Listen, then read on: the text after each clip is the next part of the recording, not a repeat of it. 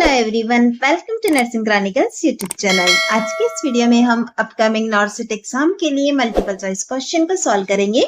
आज की सीरीज का सबसे फर्स्ट क्वेश्चन ही हमारा, a nurse is assessing a client for oedema, she presses on the lower leg and observe a 4 mm deep pit as shown in the image below. What should the nurse document?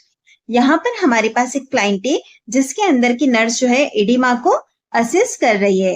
जब वह lower leg पर press करती है तो observe करती है कि यहाँ पर 4 mm का डिप है। जैसा कि आप इस इमेज देख रहे हैं कि यहाँ पर 4 mm का डिप है, तो ऐसी कंडीशन के अंदर नर्स जो होगी वो क्या डॉक्यूमेंट करेगी? Option A 1+ oedema, option B 2+ oedema, option C 3+ oedema, option D 4+ oedema. Right answer रहेगा हमारा यहाँ पर ऑप्शन बी 2+ एडिमा। चलिए अब हम इसकी ग्रेडिंग किस तरह से की वह भी देख लेते हैं। पिटिंग एडिमा जो होती है उसकी ग्रेडिंग कुछ हम इस तरह से करते हैं। सबसे फर्स्ट 1+ के अंदर कौन सी कंडीशन आएगी? 1+ के अंदर 2 mm डिप्रेशन होगा, बेरली डिटेचेबल होगा और इमीडिएट रिबाउंड हो जाएगी, तो वो हमारा 1+ ग्रेडिंग कहलाएगा। 2+ जो कि हमें क्वेश्चन के अंदर पूछा गया है, जिसके अंदर क्या होता है, डिप पिट जो होता है वो 4 mm तक होता है और फ्यू सेकेंड लगते हैं इसको रिबाउंड होने में। थर्ड आएगा हमारा 3+ एडिमा, जिसके अंदर की 6 mm डिप पिट होता है, इसे रिबाउंड होने के लिए 10 to 12 सेकेंड तक लगते हैं। लास्ट है हमारा 4+ एडिमा, जिसके अंदर 8 mm तक रहता है, वेरी डिप पिट होता है और इसे रिबाउंड होने के लिए 20 सेकेंड्स लगते हैं। तो इस तरह से हमने देखा पिटिंग, एडिंग, ग्रेडिंग। यहाँ पर हमें इमेज के अंदर डिप दिखाकर भी पूछ सकता है कि यहाँ पर कौन सा ग्रेड का पिटिंग एडिमा प्रेजेंट है, तो आपको आंसर करना आना चाहिए। नेक्स्ट क्वेश्चन है हमारा, a patient with compartment syndrome develops dark tea colored urine. What complication should the nurse suspect? एक पेशेंट है कंपार्टमेंट सिंड्रोम वाला, वह डेवलप हुआ है डार्क और टी कलर का यूरिन। ऐसी कंडीशन के अंदर एज ए नर्स हम कौन सा कॉम्प्लिकेशन जो है उसे सस्पेक्ट करेंगे?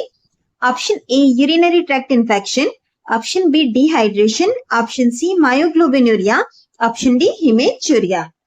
राइट आंसर रहेगा हमारा यहाँ पर ऑप्शन सी मायोग्लोबिनूरिया। सबसे फर्स्ट हम देखेंगे option A urinary tract infection यानी कि यूटीआई। अगर यूटीआई डेवलप होता तो वहां पर क्या प्रेजेंट देखने को मिलेगा? आपको बर्निंग और अर्जेंसी देखने को मिलती है। नेक्स्ट हम देखने वाले डिहाइड्रेशन। डिहाइड्रेशन के अंदर जो होता है यूरिन जो होता है काफी कंसेंट्रेटेड प्रेजेंट होता है, लेकिन उसका कलर टी कलर्ड नहीं होता है। उसके बाद हम देखने वाले ऑप्शन सी मायोग्लोबिनूरिया। आपने पढ़ा होगा मसल्स का जब ब्रेकडाउन होता है तो मायोग्लोबिन रिलीज होता है जो कि किडनी को डैमेज करता है। जो हमारी मायोग्लोबिनूरिया की कंडीशन होती है उसी के अंदर टी कलर का यूरिन प्रेजेंट होता है। नेक्स्ट आएगा हमारा ऑप्शन डी हिमेचूरिया। हिमेचूरिया के अंदर जो यूरिन वो रेड कलर का होता है, ना कि टी कलर का। जैसा कि आप देख सकते हैं यहाँ पर दिया गया था टी कलर यूरिन, तो टी कलर का यूरिन जो है हमें ऑप्शन सी यानी कि मायोग्लोबिनूरिया की कंडीशन के अंदर प्रेजेंट देखने को मिलता है। चलिए बढ़ते हैं नेक्स्ट क्वेश्चन की तरफ। A child received BCG vaccine after 48 hours in duration at the injection site was noted. This is an example of एक चाइल्ड है जो कि BCG वैक्सीन रिसीव कर रहा है, 48 आवर्स के बाद में जो है इंजेक्शन वाली साइट पर इन ड्यूरेशन को नोटेड किया गया है। यह किस चीज का एग्जाम्पल है? Option A type first hypersensitivity, option B type second hypersensitivity, option C type third hypersensitivity, option D type 4 hypersensitivity. Right answer रहेगा हमारा यहाँ पर option D type 4 hyper sensitivity.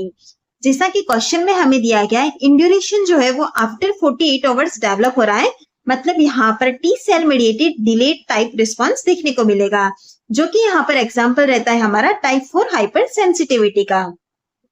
चलिए बढ़ते हैं next question की तरफ।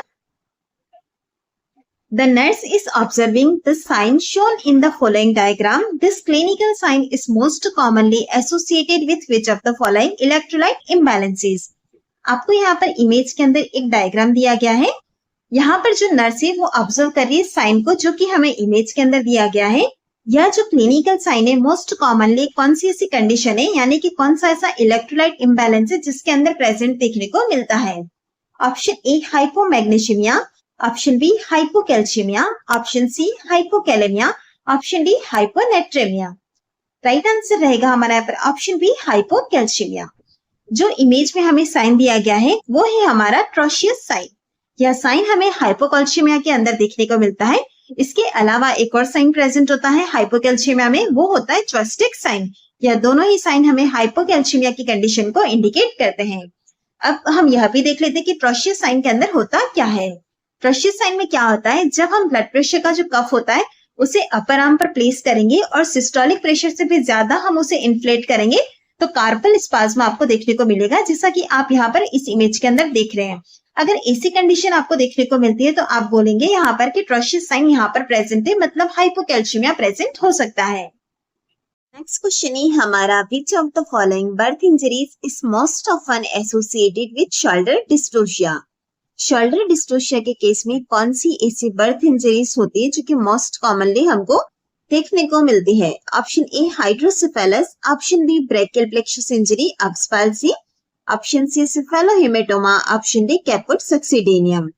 Right answer रहेगा हमारा यहाँ पर option B brachial plexus injury. Hydrocephalus is not related to shoulder dystocia.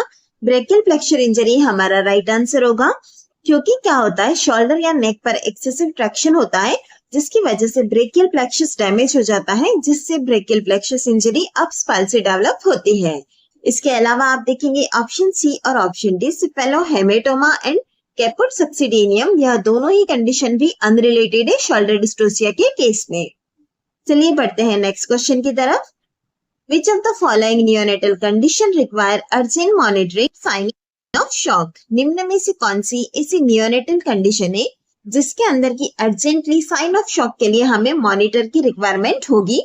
Option A caput succedaneum, option B cephalohaematoma, option C brachial plexus injury, option D subgaleal haemorrhage. Right answer रहेगा हमारा यहाँ पर option D subgaleal haemorrhage. सबसे first आप यहाँ पर देख रहे हैं option A caput succedaneum. Caput succedaneum में एक बिनाइन स्वेलिंग होती है स्कैल्प पे जो कि स्पॉन्टेनियसली रिजॉल्व हो जाती है, जहां पर कोई भी हमारा शॉक का रिस्क नहीं होता है। नेक्स्ट आप देखेंगे सिफेलोहेमेटोमा। सिफेलोहेमेटोमा के अंदर भी लोकलाइज्ड और सेल्फ लिमिटिंग जो होता है वह हेमेटोमा का फॉर्मेशन होता है, जिसकी वजह से भी शॉक की कंडीशन डेवलप नहीं हो सकती है। Option C brachial plexus injury, इसके अंदर motor weakness in the arm देखने को मिलती है, यह एक हीमोडायनामिक इमरजेंसी के अंदर नहीं आता है। ऑप्शन डी जो कि हमारा राइट आंसर है, यह एक लाइफ थ्रेटनिंग कंडीशन रहती है। इसके अंदर क्या होता है ब्लीडिंग जो होती है वो स्कैल्प और स्कल के बीच में होती है, जिसकी वजह से हाइपोवॉलेमिक शॉक डेवलप हो सकता है। यहाँ पर हमें अर्जेंटली मॉनिटर और इंटरवेंशन की रिक्वायरमेंट होती है। चलिए बढ़ते हैं नेक्स्ट क्वेश्चन की तरफ। Which of the following IV fluid is compatible with blood transfusion? निम्न में से कौन सा ऐसा IV फ्लूइड है जो कि कॉम्पेटिबल रहेगा हमारे ब्लड ट्रांसफ्यूजन के साथ में। Option A normal saline, option B dextrose 5% in water, option C lactate Ringer, option D dextrose 10% in water. Right answer रहेगा हमारा यहाँ पर option A normal saline. Only fluid recommended to run with blood that is normal saline, क्योंकि यह क्या होता है it does not haemolyse RBCs और इंटरफेयर विद क्लॉटिंग। अगर हम देखेंगे ऑप्शन बी की, ऑप्शन बी नॉट कॉम्पेटिबल है क्योंकि इसकी वजह से आरबीसीज हमारी हेमोलाइसिस हो सकती है। अगर हम बात करते हैं आरएल की, इसके अंदर कैल्शियम कंटेन होता है, it can cause clotting in the blood bag. Next आप देखेंगे डेक्सट्रोज 10% इन वाटर, इसके अंदर हाई शुगर कंसेंट्रेशन होता है जिसकी वजह से आरबीसी लाइस हो सकती है, इसीलिए हमारा right answer option A normal saline रहता है। नेक्स्ट क्वेश्चन है हमारा, look at the below image and what is this technique used for. आप यहाँ पर इस इमेज को देख सकते हैं, इसके अंदर जो टेक्निक यूज में ली गई है वह कौन सी है, मतलब उसका यूज किसके अंदर किया जाता है यह हमसे पूछा गया है। Option A airway clearance, option B chest compressions, option C measuring blood pressure, option D CPR in adults. Right answer रहेगा हमारा यहाँ पर ऑप्शन बी चेस्ट कंप्रेशन। जो इमेज आप यहाँ पर देख रहे हैं टेक्निक दिखाई गई है वो है हमारी टू थंब एनसर्कलिंग टेक्निक। यह टेक्निक हम किसके अंदर यूज में लेते हैं, जब हमें नियोनेटल रिससिटेशन के अंदर चेस्ट कंप्रेशन प्रोवाइड करना होता है तो वहां पर यूज में ली जाती है। यह टेक्निक हमें अलाउ करती है effective pressure over the lower third of the sternum, इसीलिए राइट आंसर हमारा रहेगा ऑप्शन बी। यहाँ पर जो टेक्निक है हम उसे यूज में लेते हैं नियोनेट के अंदर चेस्ट कंप्रेशन प्रोवाइड करने के लिए। नेक्स्ट क्वेश्चन रहेगा हमारा, a nurse notices that the haemodialysis machine alarm is beeping due to air in the line, what should be the first action. यहाँ पर एक नर्स है जो कि नोटिस करती है कि हीमोडायलिसिस मशीन का जो अलार्म है वो बीप हो रहा है due to air in the line के अंदर एयर आने की वजह से मशीन जो है वो अलार्म दे रहा है। यहाँ पर एज ए नर्स हमारा फर्स्ट एक्शन क्या होना चाहिए? Option A, clamp the tubing. Option B, increase the flow rate. Option C, call the doctor. Option D, disconnect the patient. Right answer रहेगा हमारा यहाँ पर option A, clamp the tubing. सबसे first हमारा action रहेगा कि हमें ट्यूबिंग को क्लैम्प करना है। ऐसा करने से जो एयर है उसे ब्लड स्ट्रीम में एंटर होने से प्रिवेंट कर सकते हैं, क्योंकि अगर एयर ब्लड स्ट्रीम में एंटर हो गई तो एयर एम्बोलिज्म डेवलप कर सकती है, जो कि एक लाइफ थ्रेटनिंग कंडीशन है। तो इसीलिए आपका सबसे फर्स्ट एक्शन होना चाहिए कि आप क्लैम्प करेंगे ट्यूबिंग को।